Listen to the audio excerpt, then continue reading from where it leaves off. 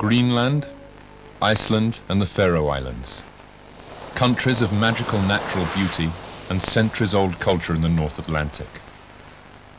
Between them, these three island nations and their fishing zones cover a greater area than the rest of Western Europe, but their combined population of about 350,000 is no larger than that of a medium-sized city in Europe or the USA. Their landscapes are dramatic, their climates harsh.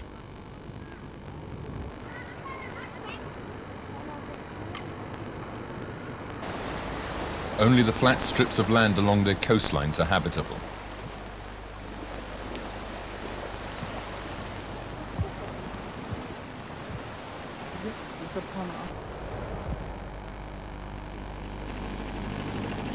Populated by descendants of the Norse people who first settled over 1100 years ago, Iceland and the Faroes share very many cultural traditions and customs.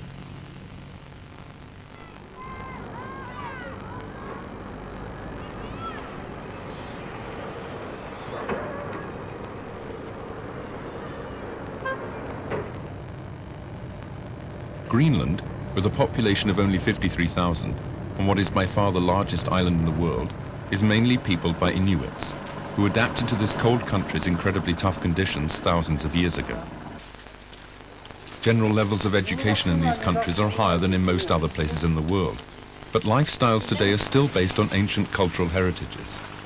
Huge advances in modern technology can't change the centuries-old ethic that their settlement stands or falls by, making the most of very tough natural conditions.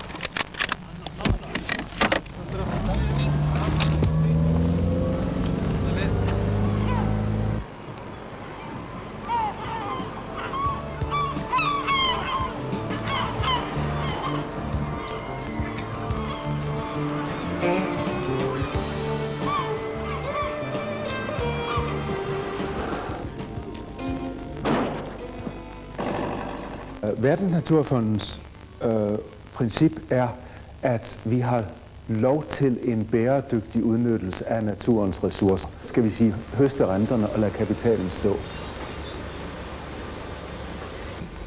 Hvalastofnar hér við land, þær tegundir sem við höfum veitt núna undanförnum áratugum eru alls engan veginn í útrýmingarhættu.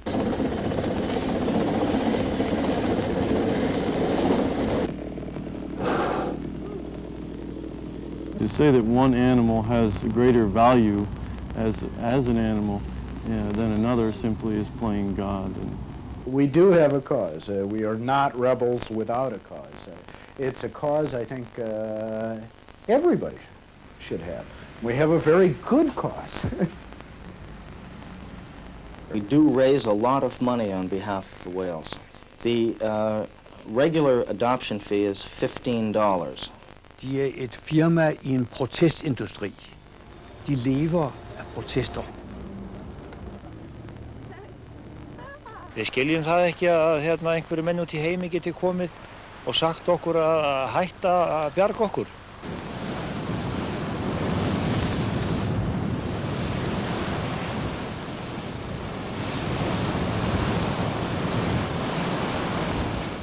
Intimate bonds of friendship unite these three North Atlantic neighbors. The symbol of their unity is the ocean around them, with some of the richest and least polluted fishing grounds in the world. And to survive, they all depend almost entirely upon caring for and harvesting this natural resource. This is the way life has been ever since man settled this region, which is often called the border of the habitable world.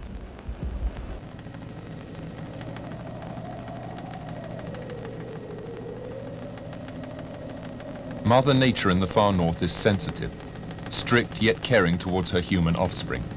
She punishes them ruthlessly for overstepping the mark, but rewards them generously when they respect the rules she sets them.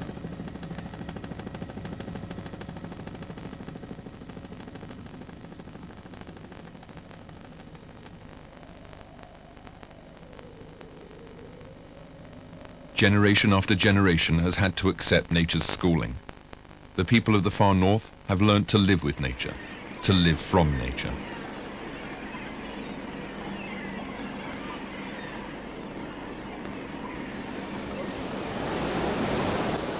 Men wage their lives to survive, and often pay with their lives for the bounties they harvest from the ocean. Such an environment tends to make people fatalistic, and life's ordinary day-to-day problems seem small in comparison.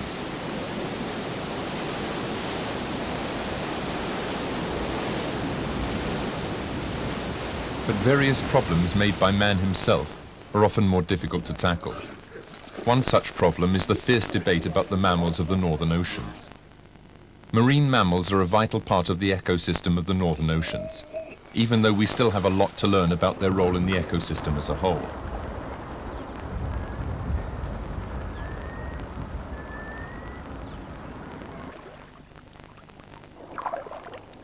Hunting marine mammals has always been vital to the survival of the people who inhabit this part of the world.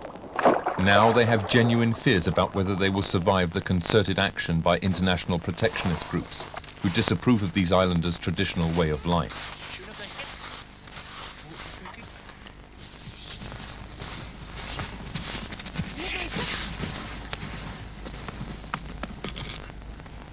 Protectionists apply a variety of pressures and have even resorted to terrorism to force these small nations into submission. This appears to have taken small hunting nations by surprise, and they've been totally unprepared to meet the threat of what they find a completely alien way of thinking. We hope that we will be able to convince the Icelanders and the people in the Faroe Islands that it really is not necessary to take whales or to take pilot whales. Most people in the far north find it ironic that groups from distant parts of the world who claim to act in the interest of conserving nature want to order and control how they make use of their local resources.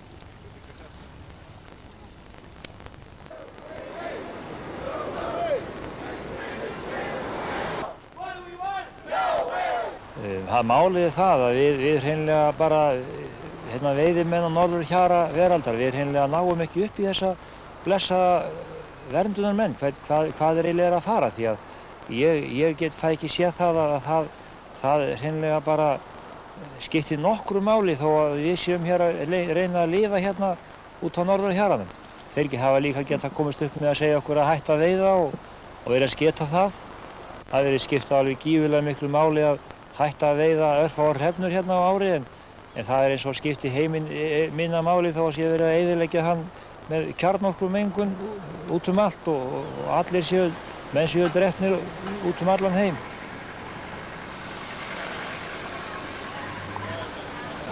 Folk, som bor i større byer ude i den store verden, forsøger at tilpasse naturen efter deres behov, hvor vi i Grønland tilpasser os efter naturens behov. Derfor er det latterligt og ikke mindst sørgeligt, at mennesker, som kommer fra disse store byer og kalder sig miljøfolk, vi fortæller os, hvordan vi skal leve i vores natur.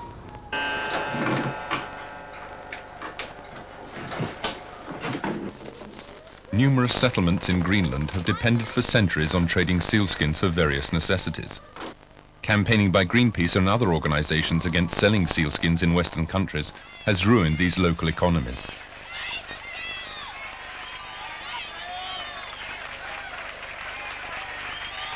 Der er mange fangere, som har opgivet deres fangeerhverv og er blevet tvunget til at flytte ind til byer, hvor de kan være svært at tilpasse sig.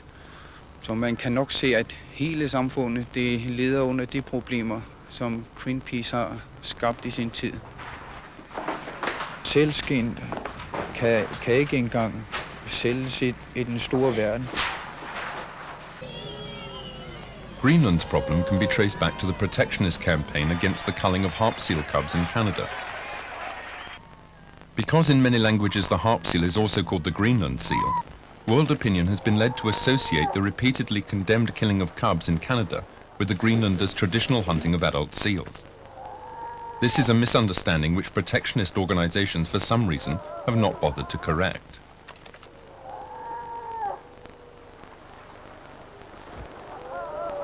Greenpeace har lavet ulykker på Grønland og må erkende deres fejlagtige handel, men det er løbet fra deres ansvar og forsøger i dag for 10 års ihjel.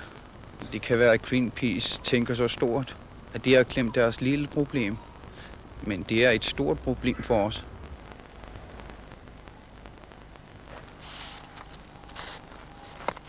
Harp seals do not rear their young on the shores of Greenland. Moreover, the local people have never hunted the cubs of any species of seal.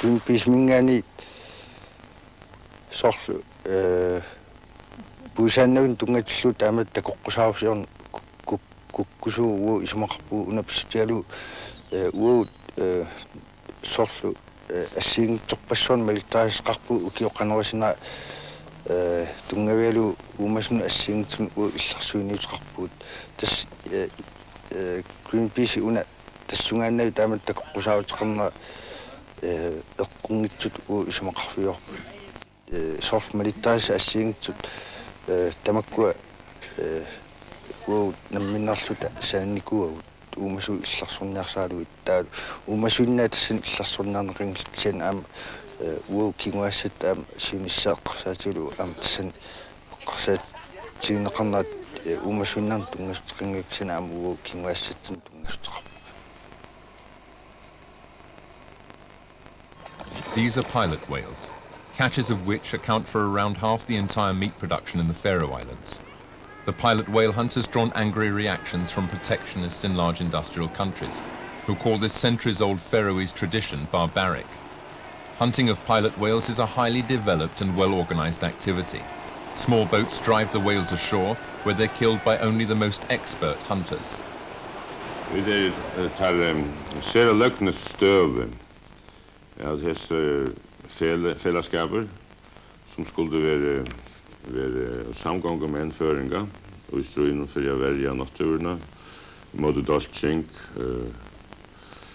nukleære og ærere doltsing, at her ikke kommer helt opp på tvers av hver en øren, tog han hatt til å arbeide vi i hese spørningen om kvelavei, grindadrap, til helt borte vi, til bytter av miskyllingar, og jeg halde jeg strøy ikke at han ser nok mest av avsannenden, ikke bare miskylling, men eisende vilja av avsannenden som skulle hera tryste av nøyua, måte føringen, så leser at føringen skulle gjevas vi til alle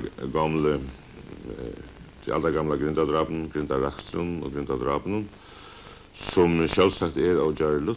This is very inhumane. Hunting from boats with hand gaffs, you're in a situation where you're unstable.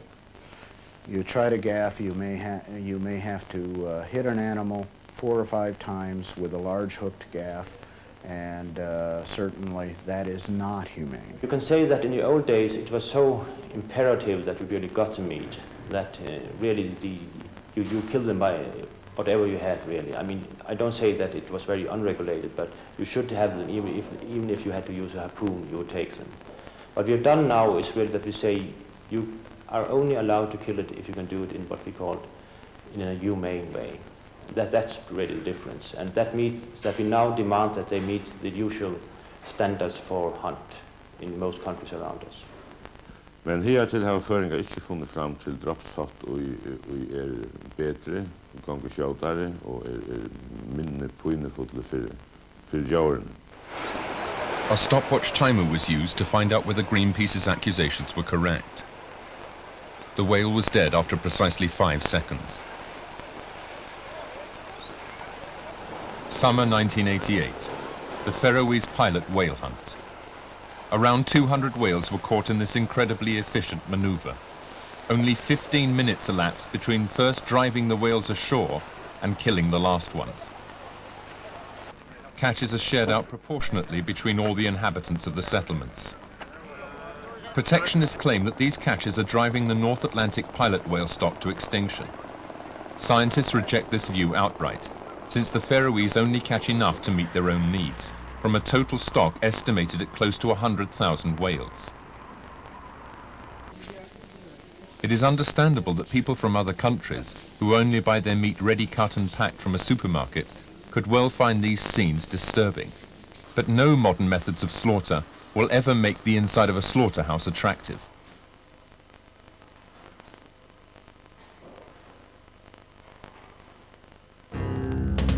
Iceland's parliament banned whaling from coastal stations in 1916 after excessive catches by powerful foreign whaling boats had brought stocks of many species to the brink of extinction. With this step, Iceland became the first nation in the world to protect whales by law. Whaling only began again on any significant scale in 1948, under strict government control.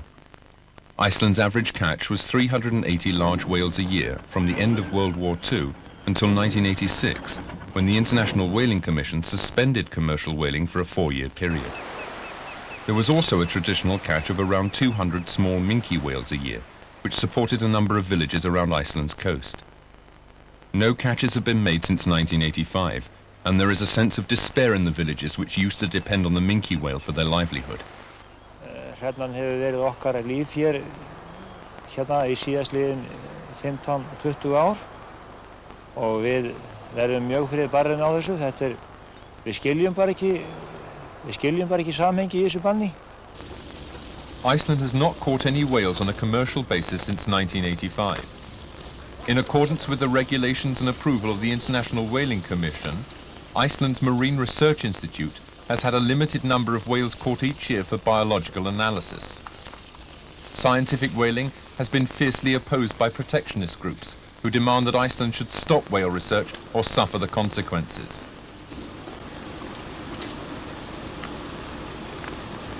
I will mail to the general public in the United States and to Canada and into England, which those are 3 countries that we're involved in, and we know that the general public will support a on-the-ground grassroots mass mobilization against the products of Iceland, especially the fish.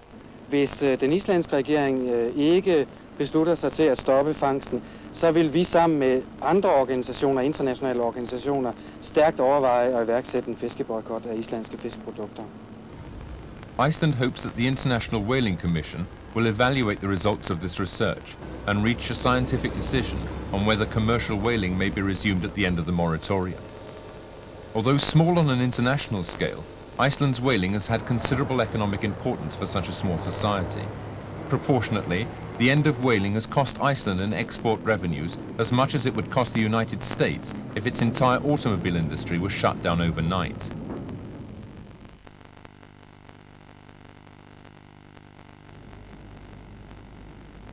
In places where man lives from nature, not from heavy industry, people often claim protectionist groups ignore a simple fact. Man, for all his ingenuity and flaws, is part of the kingdom of nature too. This is perhaps nowhere truer than in the northern seas.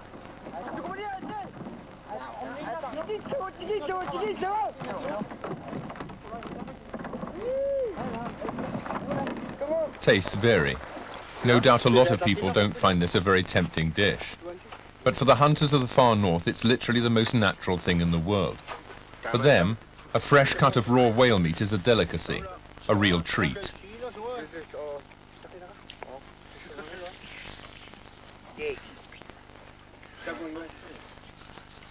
They find this just as natural a way of satisfying their hunger as the New York office worker does when he goes to the nearest fast food joint for a bite. The setting is different, but the process is the same, charging the body with energy from protein-rich meat. In both cases, an animal has been killed so that man can live.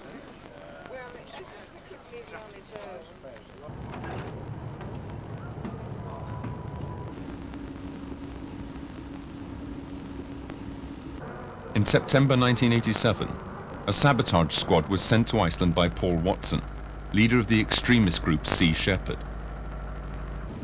These whaling boats were scuttled while in dock in Reykjavik harbour, risking the life of the night watchman on board. The object was to terrorise the Marine Research Institute into stopping research whaling, but they failed. A much more effective form of sabotage is on the economic front. Greenpeace has mounted a systematic and uncompromising worldwide propaganda campaign against these countries' exports and tourist industries, in the name of protecting nature. Since the summer of 1988, Iceland's economy has been the target of this campaign. Iceland's government claims that these methods amount to blackmail and economic terrorism and refuses to renounce its right to self-determination.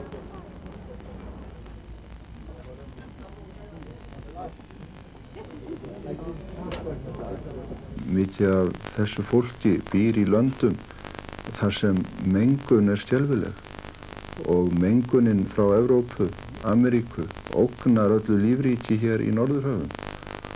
Og ég vildi gjarnan ná saman við þetta fólk það megin vandamál. En það eins og þetta blessað fólk margt hvert hafi svo mikil vandamál heima fyrir að það ráði ekki við þau og verði að beina spjótum sínum að litlum þjóðum sem að hafa ekki þann áróðurskraft sem að þessi ríki hafa og beina þar með athyglinni frá sínum eigin vandamálum. But it can be an expensive business for small and defensive nations to stand up for their rights. Various companies which have sold quality seafood from Iceland, such as the West German Aldi supermarket chain and the US restaurants like Long John Silver's and Burger King, have been subjected to so much pressure by Greenpeace that they've been forced to stop buying fish from Iceland.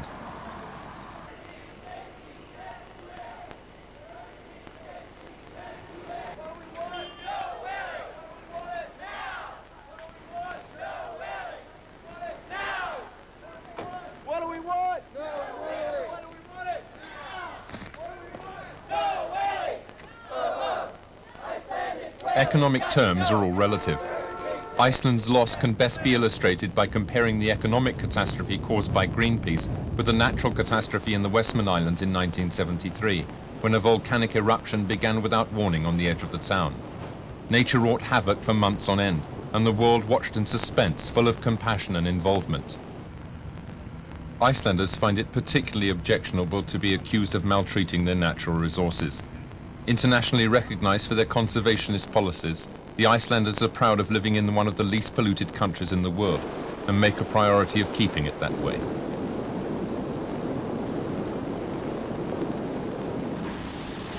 Icelanders regard themselves as leading practitioners of conservationist policies, both at sea and on land.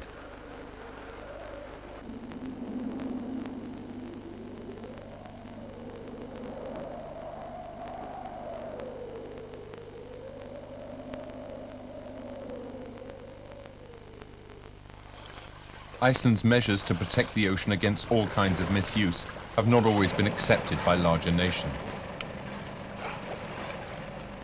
It was conservation policy which led Iceland to extend its territorial waters in stages in the 60s and 70s. This initiative led to a fierce clash with Great Britain, which for decades had overfished the waters around Iceland unhindered and could not accept the need to protect them. The Royal Navy was sent to Iceland's fishing grounds to try to crush this small nation's decision by force of arms. Iceland refused to give in, despite being subject to military force and economic sanctions. Today, all the coastal nations of the world, Great Britain included, have followed Iceland's example and declared a 200-mile economic zone.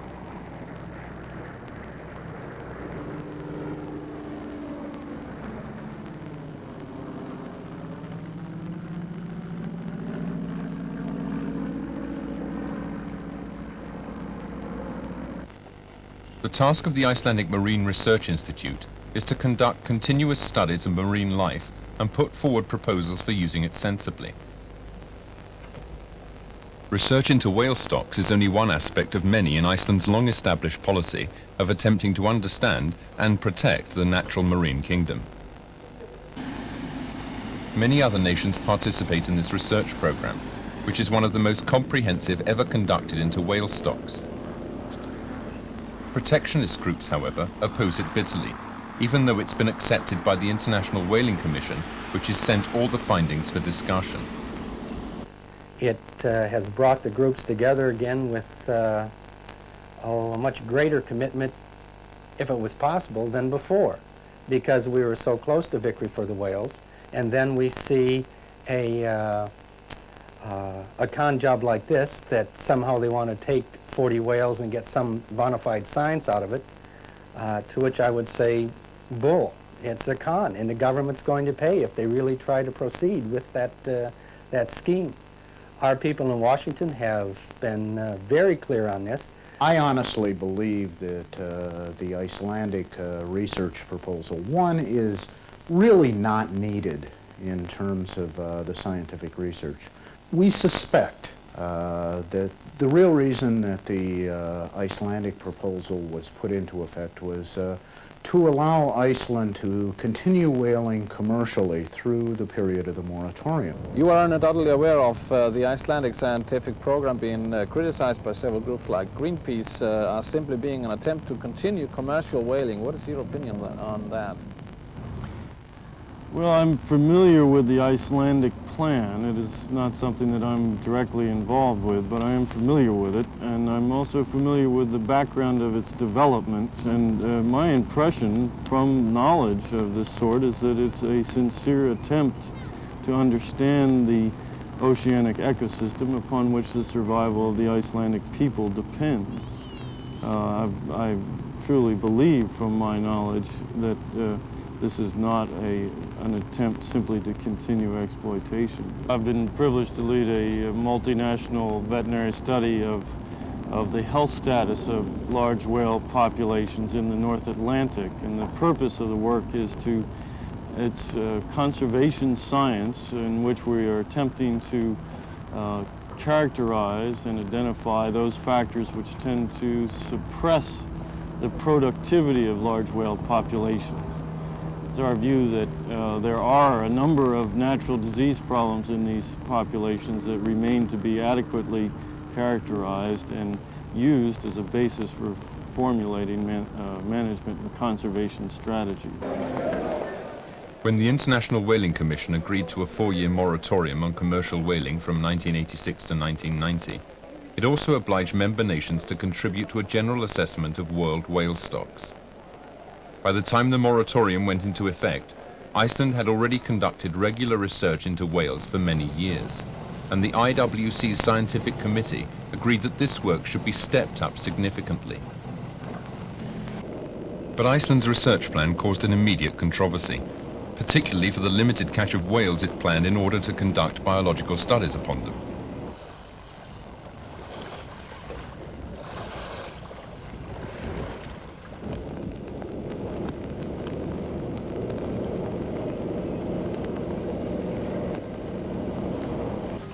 The rhetoric began to flow. Incredibly, comparisons were made with large-scale tragedy and human suffering. It is a step that is totally beneath this nation. I have watched my own country make this kind of error in recent years, Vietnam as an example, and it is the very thing that will someday be, if it has not already done so, our downfall. One condition laid down by the IWC for research whaling is that all products of catches be utilized. Whale products from Iceland's scientific catches have been consumed domestically and exported to Japan. All profits from such sales go towards the Marine Research Institute and thereby finance a considerable part of the research program. What the morality of people all over the world say to them. Greenpeace admit that they know about these International Whaling Commission regulations. Why then does Greenpeace publicize research whaling as a breach of international agreements and nothing but commercial whaling in disguise? What we're trying to do with Iceland, too, convince them to look at the issues and to make a decision on their own. But can such research be undertaken without catching whales? We have a whole new set of questions now which we'd like to address. And we're looking at whales more in the context of them as one of the components of a very complex marine ecosystem. And we have a whole new set of questions which are mainly concerned around energetics. Now, in order for us to understand something about energetics, we have to know how the animal works. And in order to know how it works, we have to be able to have access to a number of animals so that we can look at their form and their function. In 1988, the Marine Research Institute arranged for a total catch of 78 whales. Greenpeace claimed that these whales are among the last few remaining in the northern oceans. But what were the results of an international whale stock survey conducted around Iceland in 1987? Niðurstöður okkar úr talningunum hafa verið ræddar í vísindanefnd Alþjóða hvalveiðiráðsins og ég held að mér segja þessi full eining þær. Samkvæmt þeim þá eru að minnsta í kringum 20.000 hrefnur á svæðinu Austur-Grænland, Ísland, Jan Mayen. Það sá stofn sem við höfum veitt úr á undanförnum áratugum og á bilinu 6.000–7.000 langreyðar. Þær hafa jafnframt sýnt að þær tegundir sem við vitum að voru illa ofveiddar aldamótin, það að segja hnúfubakur og steypireyður sérstaklega. Þessar tegundir þær hafa verulega rétt úr kútnum og við teljum jafnvel að hnúfubaksstofninn hafi náð þeirri stærð sem að hann hafði áður en að ofveiðar fyrir og aldamótin hófust. The findings of the research whaling program have drawn our attention to a question which is perhaps even larger than the action of protectionist groups. Hvalir eru stórar skepnur og við höfum samkvæmt niðurstöðum okkar séð að fjöldi þeirra allverulegur, þannig að heildarneysla hvala á Íslandsmiðum telur milljónir tonna á ári. Aðal fiskiætunar af hvölunum, skíðishvölunum eru hnúfubakurinn sennilega, hrefnan og langreyður að einhverju leyti. Það erfitt að meta í raun og veru tjónið sem að hvalirnir valda fiskveiðiflóta okkar, einfaldlega vegna þess að samspil tegundana mjög flókið og undanfarið höfum við heyrt raddir sjómanna þess efnis að þeir hafi valdið usla í veiðarfærum, skemmt veiðarfæri og truflað veiðar, þannig að jafnvel að komið við til þess að skipin hafa þurft að hætta veiðar. Greenpeace's ideas for solving this problem can't help but make the northern fishing nations feel uneasy. Ja, Greenpeace har jo arbejdet med at redde hvaler og sæler igennem mange år, men vi er nu kommet til den konklusion, at vi bliver nødt til at se tingene i sin helhed. Vi må se på hele det økologiske system i havet, og derfor er vi kommet frem til, at vi bliver nødt til også at se nærmere på det industrielle fiskeri, der foregår. Og på længere sigt vil vi nok komme til at lave aktioner, ikke nødvendigvis islandsk, men i første omgang nok omkring Barentshavet. Ég vil nú að segja það, mér líst hreint ekki á það að fá Greenpeace hingað til að vera stjórna okkar þorskveiðum. Og það ekki vegna þess að við höfum neitt að fela í því máli og ekki vegna þess að við höfum neitt að móti því að þetta sé athugað útlendingum. Við höfum oft fengið Hafrannsóknaráðið í lið með okkur. Heldur líst mér illa á þetta einfaldlega vegna þess að Greenpeace notar ekki vísindalegar eða hlutlegar aðferðir. Þeir hafa mörgum sinnum orðið uppvísir af því að æsa fólk upp, beita mjög villandi aðferðum, að villa og trilla almenningsálitið og þess vegna líst mér ekki á þetta.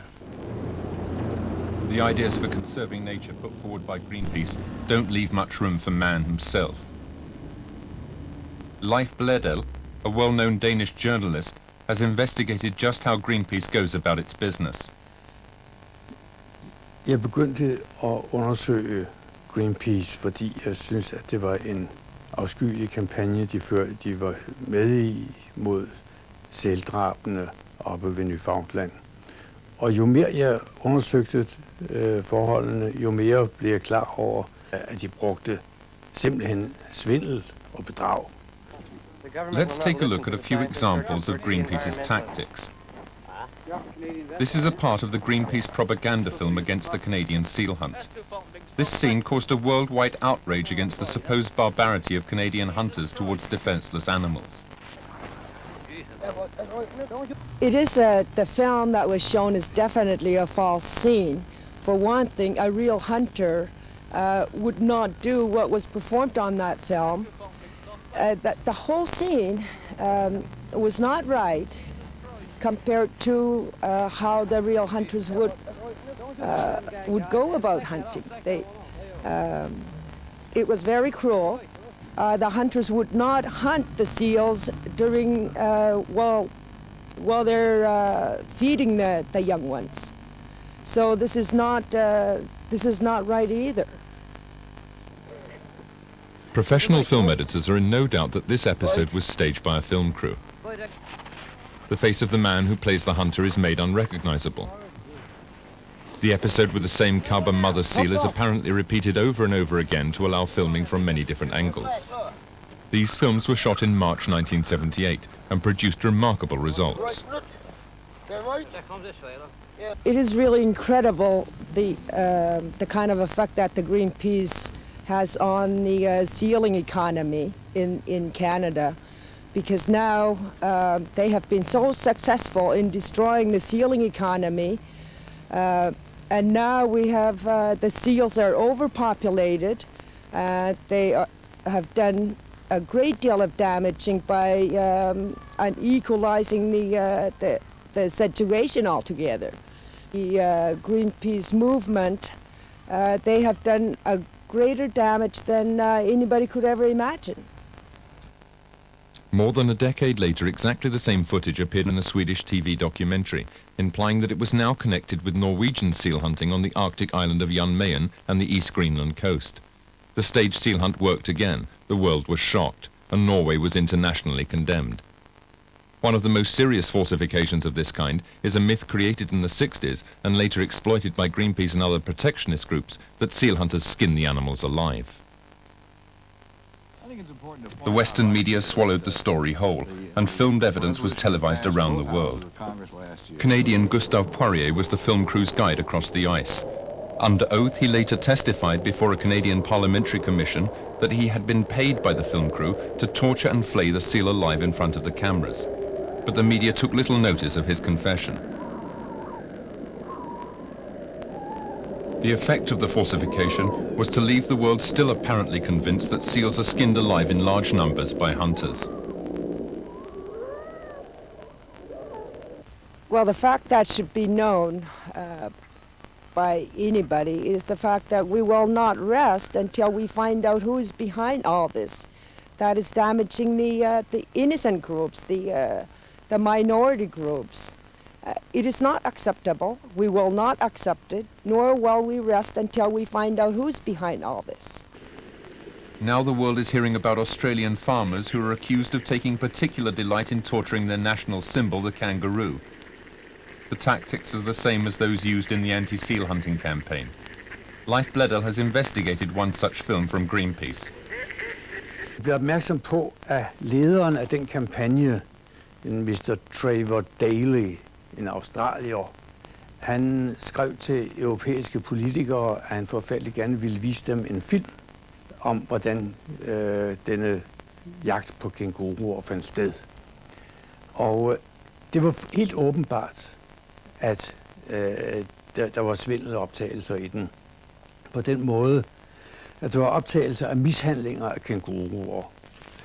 Og de mishandlinger, de var emnet for billedet. Altså, hvis det var sådan, at man ville afsløre mishandlinger, så havde man jo filmet dem, som mishandlede. Men i stedet for, så koncentrerer man billedet om dyrenes lidelser. Og det vil sige, at det var emnet.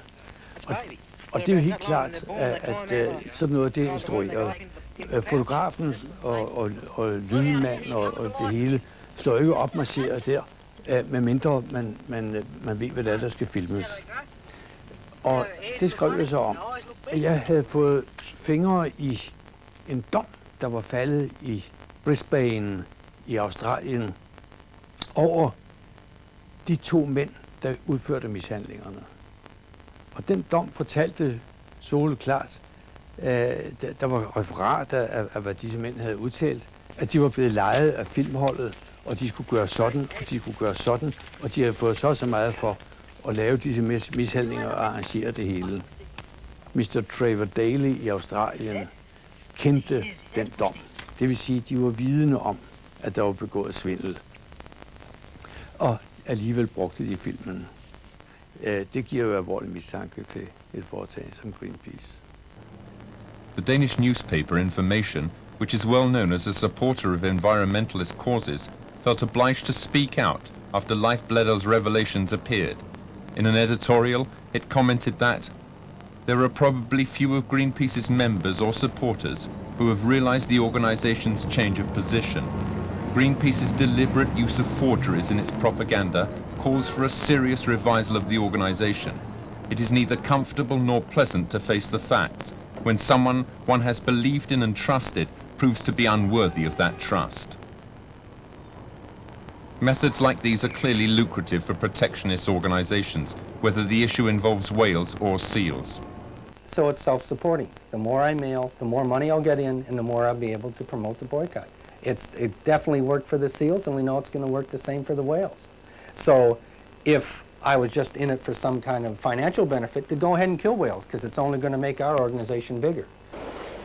The accounting records of Greenpeace USA show that it collected more than $4.5 million in private contributions to the seal and whale campaigns over the period June 1982 to June 1983. Greenpeace er en af den slags, man kan sige, de er et firma i en protestindustri. De lever af protester.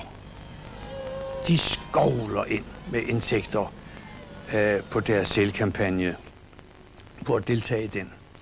De får sendende enorme summer ind af mennesker, som synes, det er synd for de her stakkels små babysæler. Gamle damer testamenterer dem deres formuer. Enormt mange mennesker bliver medlemmer. Og så sker der det, som i alle store erhvervsforetagender. De bliver fanget af succesen. I erhvervslivet er der ikke noget, der hedder stilstand. Stilstand, det er tilbagegang. Og også for Greenpeace, en stor industri med masser af mennesker ansat over hele verden, og med dyre skibe, og med både, og med alt muligt udstyr. Det må gå fremad. Der skal gang i sagerne. Det må blive ved med at vokse. Canadian Paul Watson was one of the founder members of Greenpeace.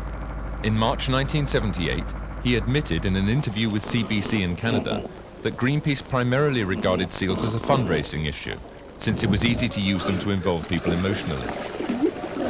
Seals are not in danger of extinction, said Watson, but I think that of all the animals of the world, the harp seal is the easiest issue to raise funds on. He said that whales were not nearly as profitable, since so many groups are in that business. Watson left Greenpeace and formed his own organisation, the Sea Shepherd Conservation Society. He raised a lot of funds because of his own country's seal hunting, but when that came to an end, he was forced to enter what he has called himself the whale business. He chose the Faroe Islands as his target.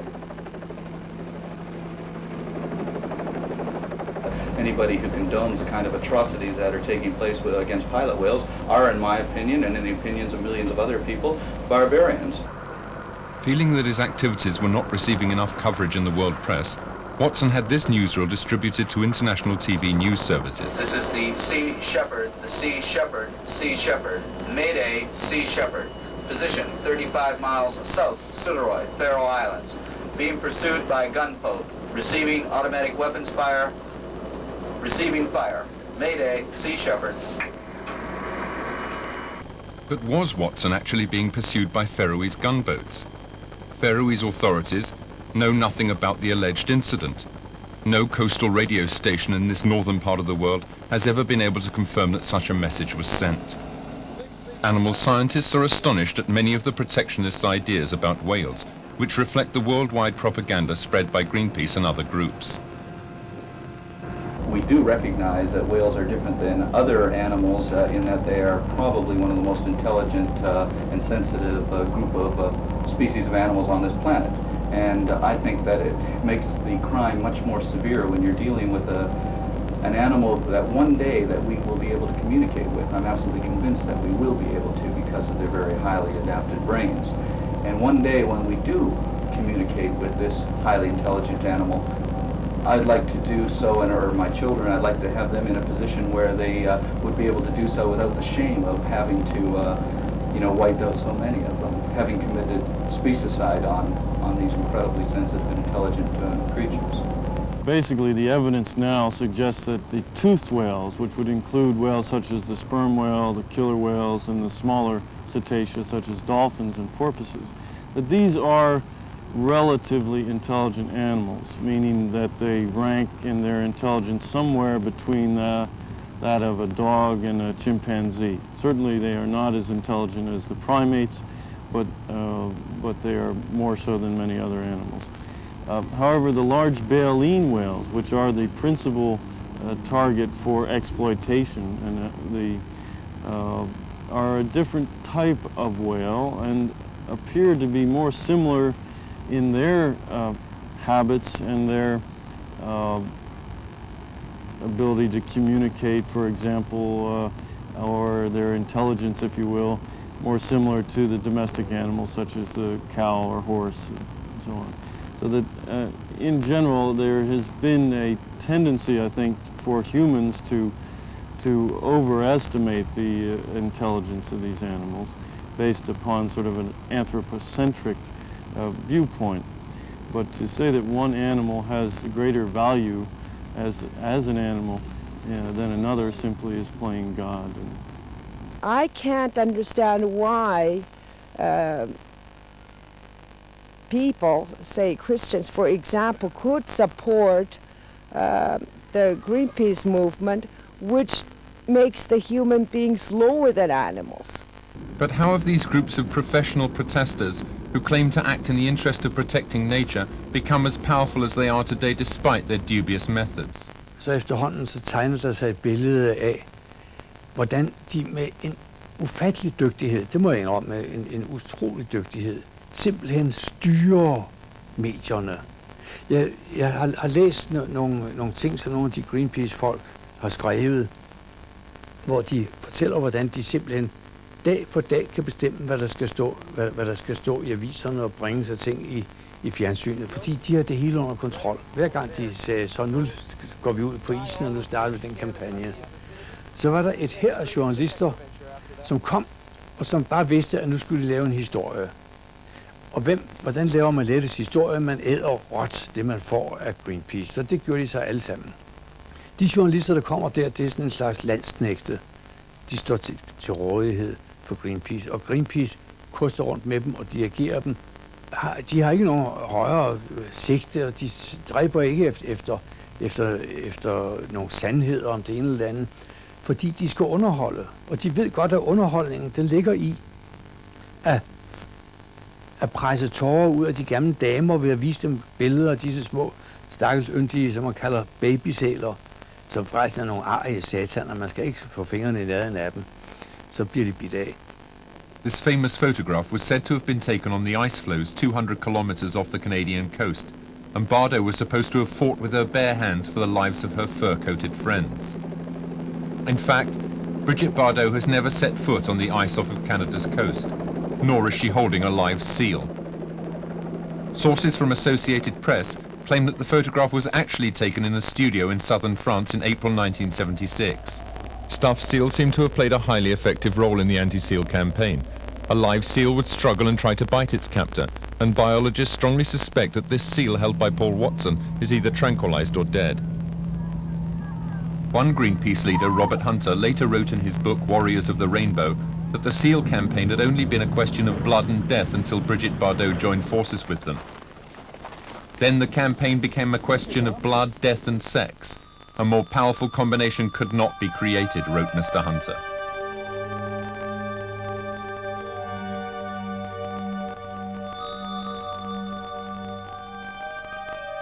Various international charity organizations invite people in the West to help children in developing countries through adoption. International Wildlife Coalition has found a rather special new angle to this idea. Using the same initials as the International Whaling Commission, IWC, the coalition has made huge sums of money by convincing people that whales can be adopted in the same way as children in developing countries. Yeah, yes, that's right. We do raise a lot of money on behalf of the whales. The Whale Adoption Project is a way for people to become involved in the whales in a very personal way.